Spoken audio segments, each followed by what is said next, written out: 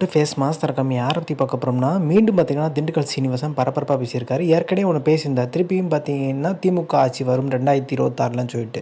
அதிமுக ஆட்சின்னு சொல்கிறத போல திமுக சொல்லியிருந்தார். இப்போ வந்து ஜெயலலிதா விட அதிக செல்வாக்கு பார்த்தீங்கன்னா எடப்பாடி பழனிசாமிகிட்ட தான் இருக்குது அப்படின்ற மாதிரி பேசியிருந்தார். இது வந்து பார்த்திங்கன்னா அதிமுகவில் பார்த்திங்கன்னா எடப்பாடி அணியில் இருக்க ஆதரவாளர்களே இப்போ ஓபிஎஸ் பக்கம் போக ஆரம்பிக்கிற ஒரு சூழ்நிலை உருவாயிருச்சு. ஜெயலலிதா பார்த்திங்கன்னா ஒரு விஷயத்தை கையில் எடுத்தாங்கன்னா வெற்றிகரமாக முடிப்பாங்க. ஜெயலலிதா எப்பயுமே ஜெயிக்கும் போது பார்த்திங்கன்னா ஒரு சவால் விட்டு ஜெயிச்சு காமிப்பாங்க.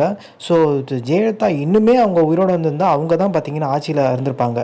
அதிமுக தான் இருந்திருக்கும். எடப்பாடி பழனிசாமி பார்த்திங்கன்னா நிர்வாகிகளை நியமிக்கும் போது கூட பார்த்திங்கன்னா ஜெயலலிதா ஆதரவுக்கு பெரிய லெவலில் முக்கியத்துவம் கொடுக்கல. ஏன்னா வந்து ஜெயலலிதா ஆதரவானா பழைய காலத்து முன்னாள் அதாவது ரொம்ப சீனியராக இருந்திருப்பாங்க. சீனியராக இருந்தால் நமக்கு சிக்கலாக போகும், நம்மளை குறைச்ச கொடுத்துட்டு இருப்பாங்க. இப்போ கேசி பழனிசாமி அந்த மாதிரி இருந்தால் சிக்கல் கொடுத்துட்டு இருக்காங்க. ஸோ அவங்களுக்குலாம் பதவி கொடுக்கான்ற மாதிரி ஒரு விஷயத்தையும் கொண்டு போனார். அதுவும்